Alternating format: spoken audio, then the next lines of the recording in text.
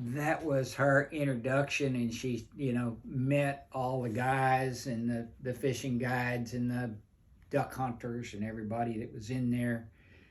And she actually fell in love with Port Aransas.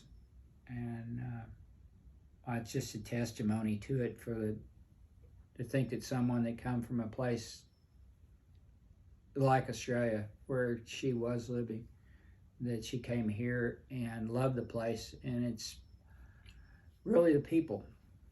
It's the people and the attitude of the people that live here. The natives and the long-time residents that are here. That's really made it home for her and me.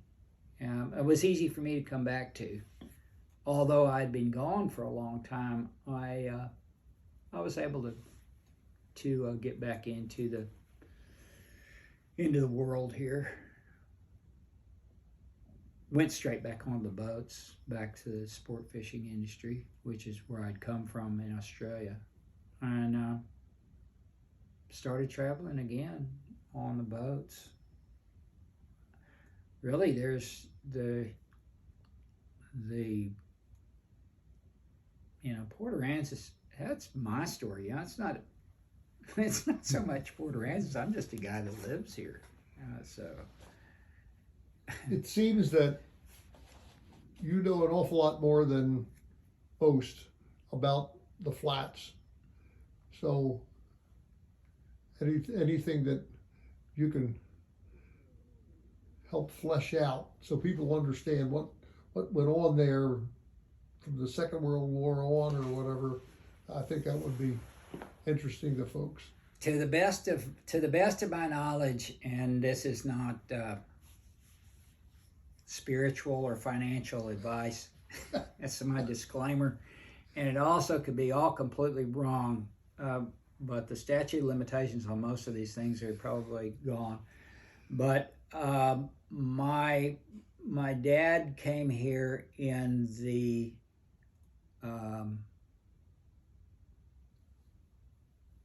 late 40s. He was a World War II veteran in the Pacific. He was from East Texas. He was a descendant of the guy that John Warren Gates, Betamillion Gates, the man that brought barbed wire to Texas.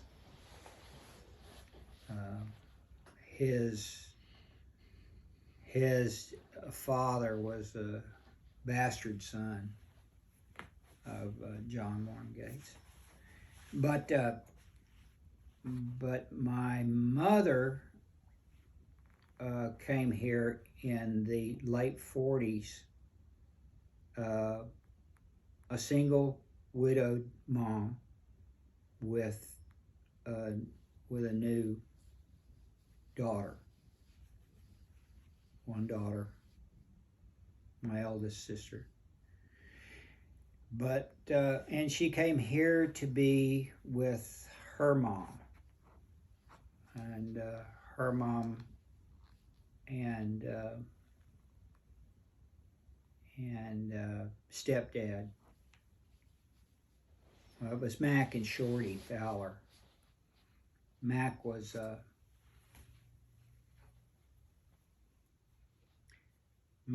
carpenter, and he also had a brother who was also a carpenter, worked with him too. And Mac Fowler and Shorty had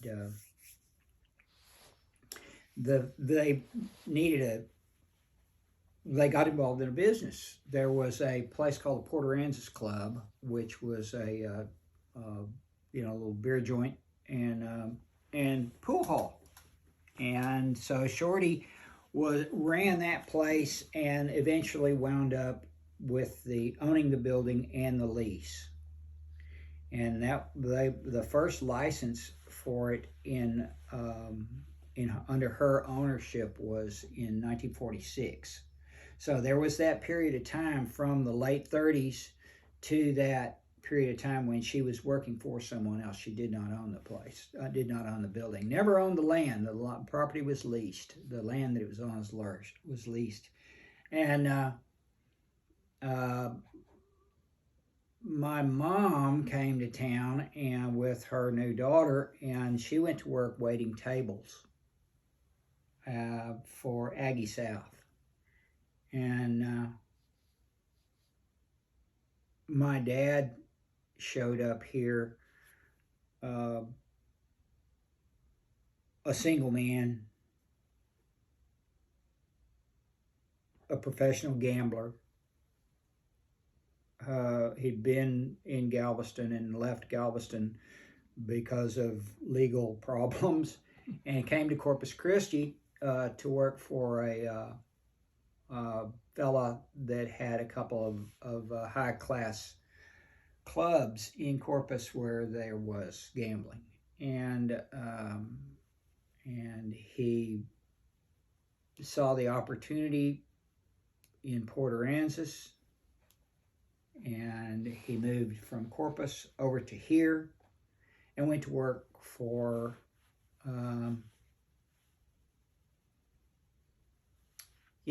I always get the names mixed up. It was either Jimmy South or Jimmy Cox.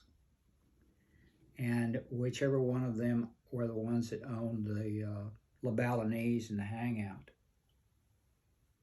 Anyways, Dad worked there. He ran the gambling tables there.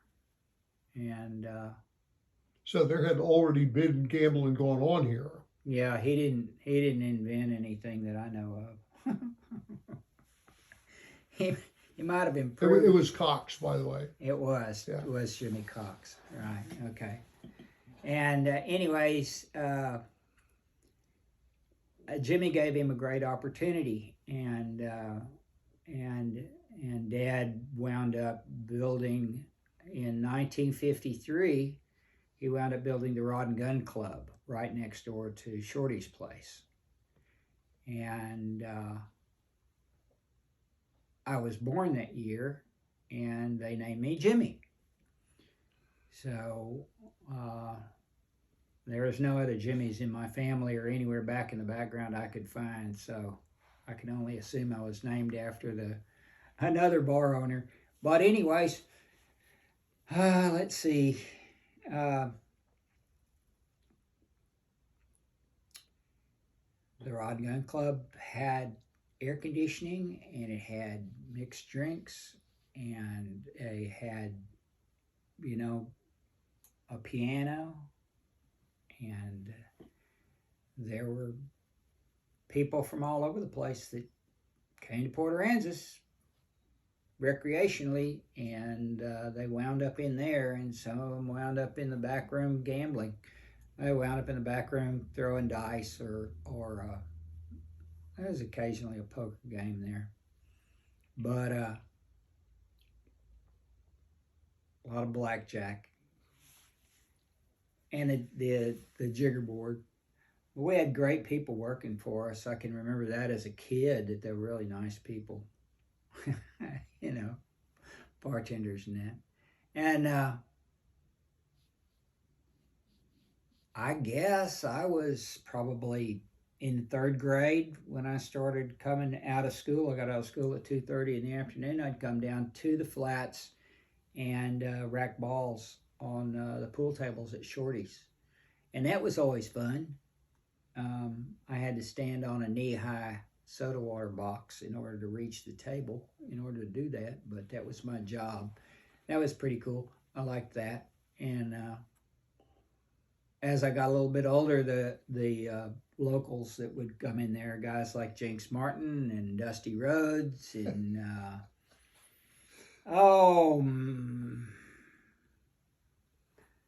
Malcolm, and there was a number of people that would come in there, and they'd come in and shoot pool, and they loved to play Kelly pool, and they used to actually finally let me in on the playing Kelly pool, and that was it. That was me in a pool hall, raised in a bar, and drinking knee-high soda water, and they were all having a pearl, I guess. But I saw some things down there that occasionally that were really spectacular. There was, uh, I can remember real distinctly a band playing on the porch at, not at Shorty's, not at the Rod and Gun Club, but at a club next to it. And they were from Trinidad, I guess. That was the best I could figure. They were definitely Caribbean, but they had steel drums. And it was really amazing. It's the first time I'd ever heard steel drums. And that was pretty cool. They were playing out on a porch at night, and there was a street dance going on. I can remember that. And right across the street from there, directly across the street from where the Rod and Gun Club is now, where Bernie's is now, there was just a big flat open area, and there was a bicycle racetrack there. You could rent bicycles and race, and that was something that was going on there. And they also had trampolines there. So that was Port Aransas' first amusement park, I guess. Right about that same time, there was a roller rink down next to at the end of Beach Street, on the left-hand side as you're going towards the pier. On the left-hand side, right down there, that's where the Army camp used to be. When I was a kid in school over here, the United States Army came down and set up a whole bivouac down there. It was a huge deal, man. We had the Army here in town. I don't know exactly what they were counting on, but anyways, it was before the Cuban Missile Crisis, so it wasn't that. The roller rink down towards the end of beach. Yeah. Was it just a flat concrete pad then with a pony wall around it? No. No, it was a banked wooden rink. Really? With a tent over the top of it. And this real tough carny ran it. And he didn't put up with any nonsense. There was no grab ass allowed. So yeah, that was good. I think it was like I think it was like 25 cents for, I think you got 30 minutes in skates for a quarter, as I remember. So it was either you were at the roller rink, or you could do the trampoline, go to the trampolines, or do a bicycle race, and that was kind of a sort of wear you out, because there was the older guys my age, I was younger than everybody else, it seemed like. And of course I know I wasn't, but the thing was, being from the family that I was from, that was in the bar business, I think I was more exposed to an older crowd than a lot of my contemporaries. We were sort of a little bit different that way. But the roller rink, I don't think it lasted more than about a year. I can't really remember saying. I wouldn't want to say that it lasted more than a week. I mean, more than a year. And that was too bad. And the go-kart track showed up. They showed up with a couple of go-karts there for the on the bicycle track too. And I don't know how long that lasted, because that was pretty primitive go-karts. But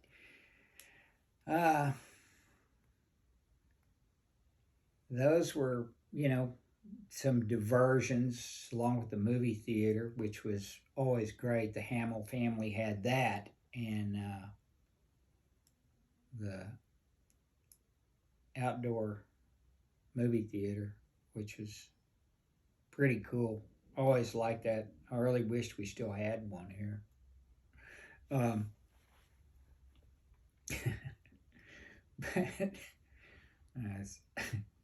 I don't think it could make the overhead for the price of real estate now.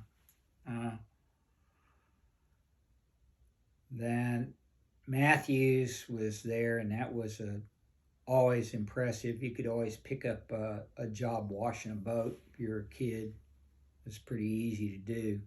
Just be down there at the end of the day, like anywhere I've been, everywhere, every other third world country I've ever fished, and you back the boat into your slip, and the wash boys are there, and that's what we were. We were just hang around and wash other people's boats, and that's how you started, and eventually one of them would let you come on the boat and gaff kingfish, because that's mostly what they were catching at that time. It's charter fishing. That was the big target fish. Catching kingfish was a big deal. Barrels of them. Barrels and barrels of kingfish. And, they had the fish house there, and Raymond Nixon was making a fortune cleaning the kingfish. And let's see, who was that? Dan Shields was running the place. And we pretty much had the run of the dock as kids. They didn't care where you were at. Everybody was watching you. I don't think you could get in trouble and not have somebody catch you from doing something harmful or stupid, because everybody knew everybody else's kids, and we all were being looked after. Of course, it never occurred to us. We thought everything that we did was, in absolute secrecy, and there's no doubt that everything we knew from the time, from when we were, anything we did, I'm sure that was common knowledge amongst the grown-ups. But there used to be some nice street dances down there. I saw a couple of bare knuckle fist fights down there in the flats that were actually organized. They weren't just fights come out of an argument. They were let's go fight. And there's two grown men would go out there, roll their sleeves up, and take swings at each other. And of course, then there were always the problems with the drunken merchant marines that would occasionally cause problems. Now, I'm speaking from my point of view. The information I got was from my father in the rod and gun club having to deal with rowdy people, and so we had some, like I said, we had the people that worked there at the rod and gun.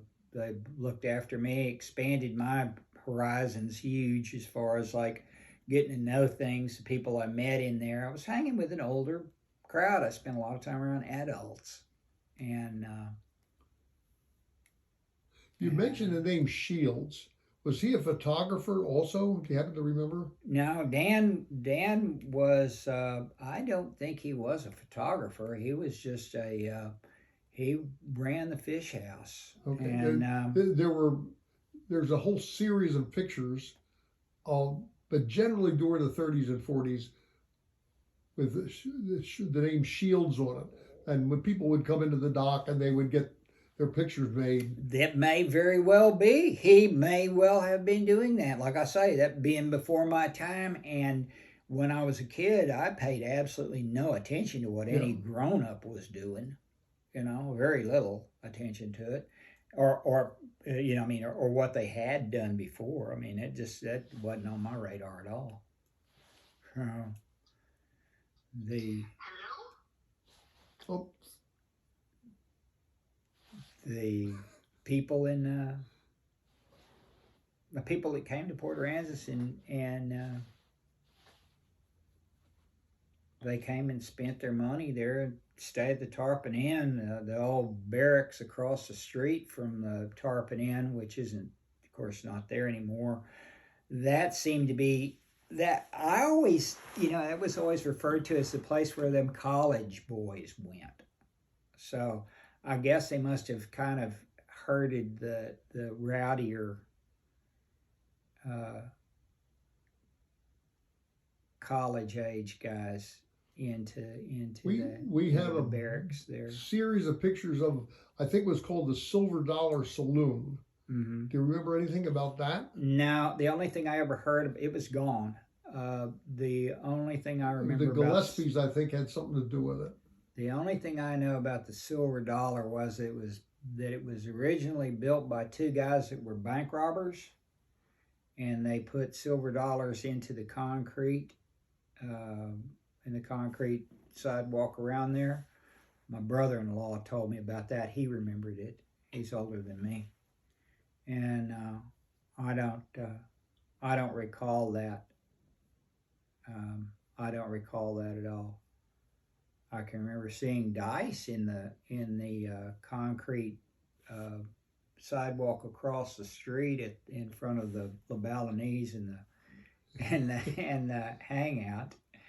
But do you have any recollection of anybody telling you about how the gambling establishments were alerted when somebody might be coming over on the ferry that looks like they might be inspecting?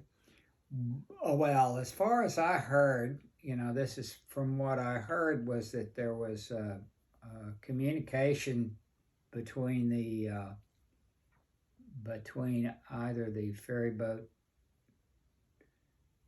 somewhere at the ferry boat landing, because at where the ferries. At the ferry landing, they would, I guess they'd make a call, and I had heard stories of the ferry being held up on this side just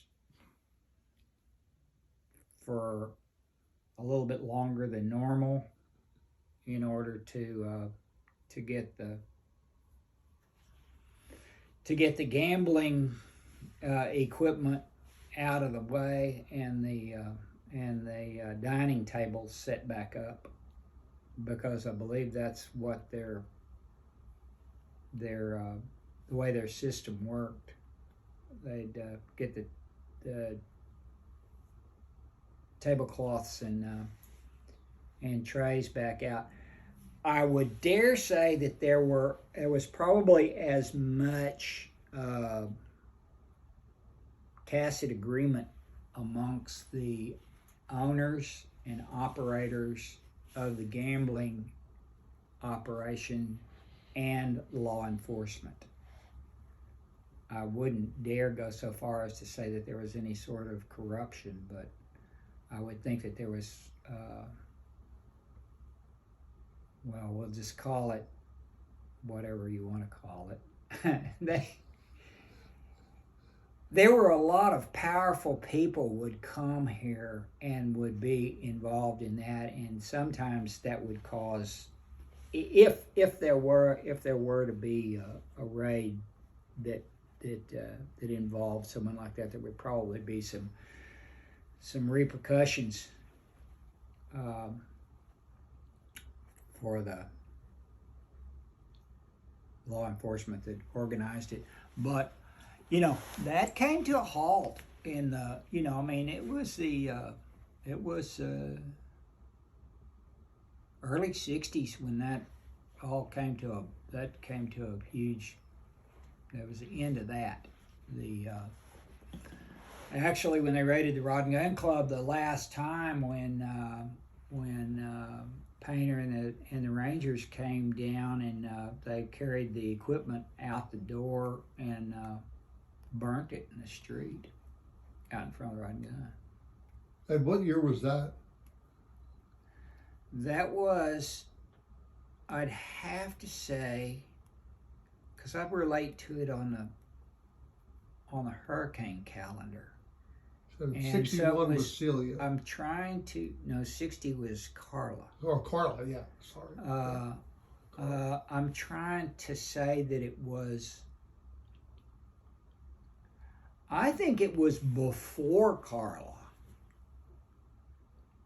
I really do think that it was before Carla, but I might be off a year, but it was either before Hurricane Carla or right after Hurricane Carla. It was the early '60s, and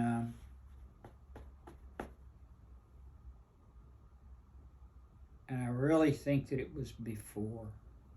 I really do. It's interesting. I interviewed Woody Owsley, Mm-hmm. and there was a movement to clean things up. You're talking about a tacit agreement, and he ran for constable on the platform of, if elected, I'll do nothing, Mm-hmm. and he got over 80% of the vote. So I guess that was what people wanted at the time. Well, prior to him was Henry Olson, who was the sole constable here, and he got the job done. But the thing was that anytime there was trouble, it was just understood that whoever was around was going to back up whoever was needed to be, whoever was in the right. And whoever was in the right was basically the person that was from here, and the person that was in the wrong was somebody from out of town. And that's just the way it worked. And there was more than a few people escorted to the ferry and told not to come back. And we actually carried that tradition on even when I was in the even into the '70s. Just put it that way. There was some people that were just out of line. You could get away with a lot, but there were certain things that we just didn't put up with. And let's see, there was when Hurricane Carla came through, it did what hurricanes always do. It changes everything. It did so much damage down there on the waterfront, and a lot of that never got. It took years for that to get torn down and fixed. And so as a kid, it's like that was one of the things that we did. There was a lot of, it'd spend a lot of time running around and through all that wreckage and everything, because that was our playground. When you figure I was 9, 10 years old, I mean, you could get up to a lot of mischief if you were just turned loose around a bunch of old wrecked buildings on the waterfront like that. And that's, we spent a lot of time running around through all the old South Grill and all that. But it was, when you see the photographs of that area, back before it was destroyed, it was very impressive. The big broad docks and walks right there on the water with all the boats tied up behind it. It's a shame we don't have anything like that anymore. To have given that away for the cookie cutter kind of resort town, thing that you could see almost anywhere now. We had a very unique setup. But at the time, as the development goes along, people are very short-sighted and have a very, pretty much what I call a high time preference. They want something done right here, right now, and they want reward for it immediately, and it's gotten more that way. But, they put things back together, and then Hurricane Celia came. My father had built a nightclub, a motel down on basically across the street, a little bit to the south of the family center, and I went through Hurricane Celia there. That was an interesting experience. But back to that change that happened there after Carla. I don't know really. I can't really think of anything that changed a whole lot about the way we did what we did. There wasn't really a huge boom that came right after it. After Hurricane Celia, though, there was things really happened a lot faster. The new construction really took place then. But the first couple of years after Hurricane Celia, this town was the Wild West. Anybody with a hammer and a nail, somebody show up with a nail gun and they were the hottest thing in town. It was like, some guy came to town. It was the first nail gun I'd ever seen. That was pretty impressive. And there were a lot of really shabby, shoddy construction jobs done during that period of time. Nothing compared to what the old stuff was. The old, which you can see right now, is the ones that blew down. Everybody was amazed after Harvey. There were a lot of people that were amazed at these. Look at all those old houses still there. Those really old houses, those places, you'd have thought those places would have blown down. No, that's not the ones that went down. They're not the ones that blew apart. My house was built, as far as we could tell, 1937 was where the house where I live was built. It's never had water in it. And it's not that high above sea level. It just is, there's something about the topography that causes that area not to flood as badly as other places. The water level is the same height on all three hurricanes, Carla, Celia, and Harvey. The water level underneath the house was the same height. Never has been in the house. The house never had water in it. And I guess that's why they built the first place there. Made sense to them. They'd seen something. They learned something from what they had seen. They had seen storms before. But I don't know, Mark. What else have you got? Oh, I don't have anything on the list. You've covered a lot.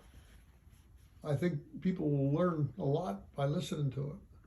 Yeah, well, I don't Smile know. a little bit. You can you can edit. You can edit it. No. We can edit in some good stuff. No editing. My experience in a town has been one that's, gosh, just so much of a huge flood of changes. And without getting too far down that rabbit hole,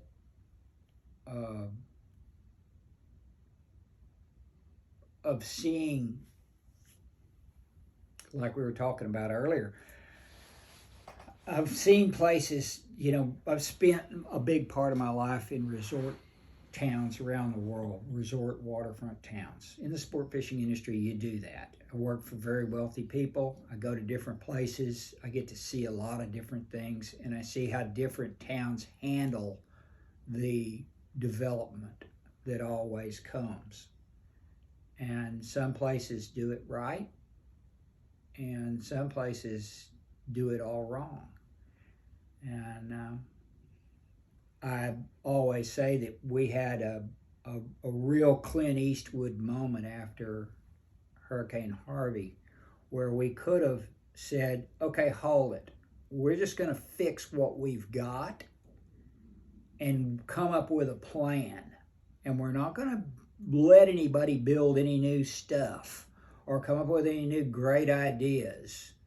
until we get the shit straight, what we've got here. Get our infrastructure brought up.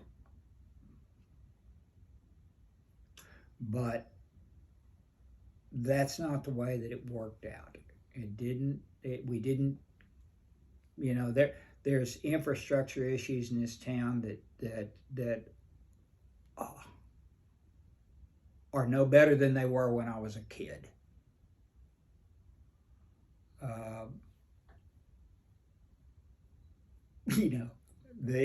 But the streets are a little better. The drainage, well, you still can't make water run uphill. So no matter how deep you dig the ditch, So there's nothing that can be done with a conventional sort of idea, without actually going into into a bayou system or something like that. We're always going to have that problem. But as long as we keep letting people fill, we're going to alter the topography, which is going to alter the drainage. And houses that have been here for a long time, on property that's been here for a long time, will be flooded. It would never flooded before. And that's part of the that's all goes into the planning of the town and the lack of, and that and the haphazard sort of deal and the rush towards accommodation for the development industry, which is essential. I understand, but I think there's ways that it can be done by learning from the mistakes and the successes of other places that have been fortunate enough to be endowed with the real natural gifts that we've got here, the product that we have to offer to people on a recreational basis. That's almost being squandered, or can be perceived as being squandered. But like I say, I'm more of a low time preference guy. I'm willing to take things more slowly in order to see a better return than the instant, immediate gratification. I wasn't always that way. I'm going to push stop.